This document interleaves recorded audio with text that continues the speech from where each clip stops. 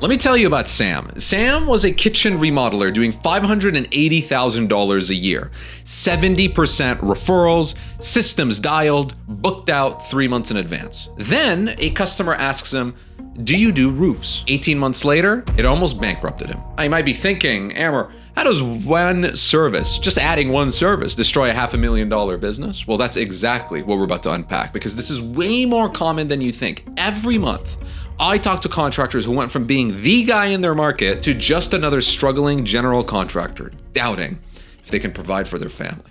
So let's start with Sam. Sam's 35, started 8 years ago. This guy mastered kitchens, high-end residential, $25,000 to $60,000 projects, $580,000 a year in revenue. One full-time employee named Marcus. Marcus has been with him for 3 years, knows the systems, quality is consistent. But then the question that changes everything. Here's phase one, the temptation. It's summer 2023. Sam's finishing a $40,000 kitchen for the Johnsons. They're thrilled. 5-star experience. Then Mrs. Johnson says, "Hey, our roof is leaking. Do you do roofs?" Sam says, "No, sorry, I just do kitchens." She hires another contractor. $80,000 roofing job. Sam watches the roof crew show up, watches them collect the check, and thinks, "I just left $80,000 on the table. I was already there. I already had the trust. And then someone else just took my money." So that night, Sam goes on ChatGPT. How hard is roofing? Looks pretty straightforward. Tear off, felt paper, shingles, flashing. I can learn this. Watches some YouTube videos. Next month, another customer asks about their roof. This time, Sam says yes. He quotes $9,000. Seems reasonable based on his research. Here's what Sam didn't know. Roofing codes are different than interior remodeling codes. There are ventilation requirements, ice dam prevention, flashing details, warranty considerations. He doesn't have roofing insurance. He doesn't have the right equipment, a crew trained in fall protection. He doesn't have any relationships with roofing suppliers. Job takes twice as long, has to redo the flashing 3 times, inspector fails him on ventilation, has to bring in a roofing sub to fix it who charges him $4,000. Sam invoices $9,000, but after materials, his sub and his time, he nets $1,000 for 40 hours of his personal time learning roofing codes, dealing with inspections, and stressing about quality and warranties. But here's the real cost. While Sam's on that roof, Marcus is handling a kitchen job alone. Quality slips. Customer notices, leaves a 4-star review instead of 5. The first 4-star review in 2 years. Sam doesn't see the warning sign. He says, "Now I can offer roofing and kitchens. And by the way, that customer, he was just an ass." That night, Sam updates his website, kitchen remodeling and roofing services. Stake number 1 just happened. He just doesn't know it yet. Enter phase 2. The slow bleed. 6 months later, fall 2023, Sam's now done 4 roofing jobs. Barely profitable, but the guy's learning, right? Then a past kitchen client calls. "Sam, we want to finish our basement and build an ADU in the backyard. Can you do that?" Sam thinks, "I can do kitchens. I just learned roofs. Basements and ADUs are just construction. I can probably handle it." He quotes $35,000 for the basement finish and $90,000 for a 400 square foot ADU. Seems like his biggest payday yet. $125,000 from a single client. Contracts are signed. Customers paid the deposit. Week 3 of the basement project, he discovers moisture in the walls. He has to stop everything. Bring in a waterproofing specialist. 3 weeks of delays. $4,000 in unexpected costs. The bathroom plumbing fails inspection. He has to open the walls back up. Another 2 weeks. Meanwhile, the ADU permitting takes 4 months instead of 4 weeks. Utility connections cost $8,000 more than estimated. Foundation work fails inspection twice. Sam's bleeding cash. He's using his line of credit to cover overruns. The basement project quoted at 6 weeks takes 13 weeks. The ADU quoted at 12 weeks takes 32 weeks. Both customers are furious. One leaves a 2-star review. Quote, "Promised 6 weeks, took 3 months, way over budget, would not recommend." And while Sam managing these disasters, he's missed 5 kitchen consultations. Those $30,000 to $50,000 kitchen projects gone to competitors. He was too slow to quote them. Marcus is frustrated.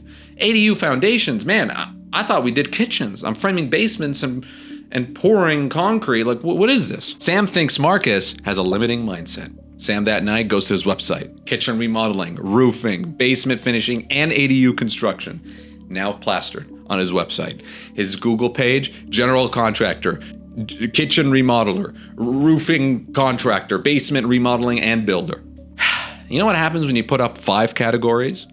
You rank number 1 on Google for none of them. Which brings us to phase 3, the death spiral. Month 6, kitchen referrals down 20%. Sam doesn't notice because he's not tracking any of it. He's busy with these basements and ADUs. Month 9, kitchen referrals are down 40%. His former clients are Googling kitchen remodeler Richmond, and Sam's not on page 1 anymore. He's nowhere to be seen. There's too many service categories that diluted his SEO. They're finding his competitors.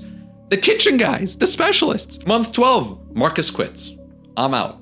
Brother, I signed up to be a kitchen specialist. Now I'm doing foundation. Sam's alone managing this ADU, doesn't know how to build. Basement just won't dry, and 0 kitchen work in the pipeline. His phone's not ringing for the first time in 4 years. Month 15, the ADU finally finishes. 8 months late. Customer threatens to sue. Sam discounts the final invoice by 10 grand just to avoid court.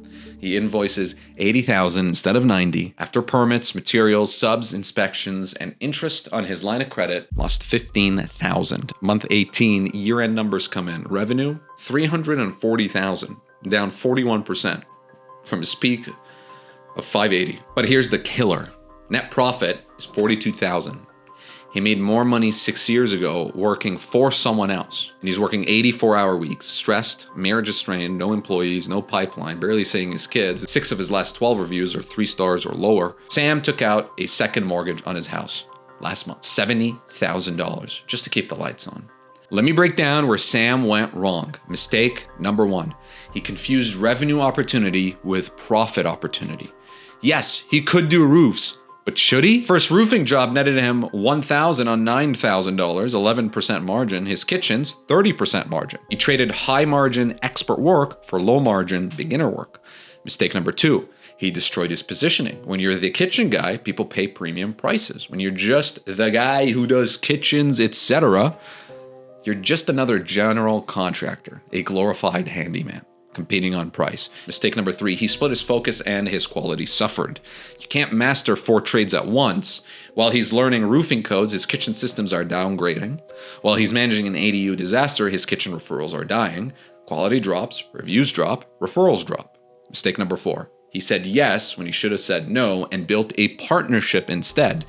When Mrs. Johnson asked for a roof, Sam should have said, I don't do roofs, but I know the best roofing guy in Richmond. His name's Mike. I send all my clients to him.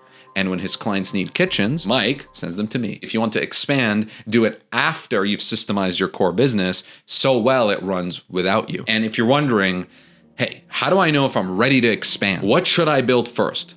Perfect. That's the right question. I've created for you a free guide called the 6 levels of a contracting business. It shows you exactly what to master at each level before you even think about adding other services.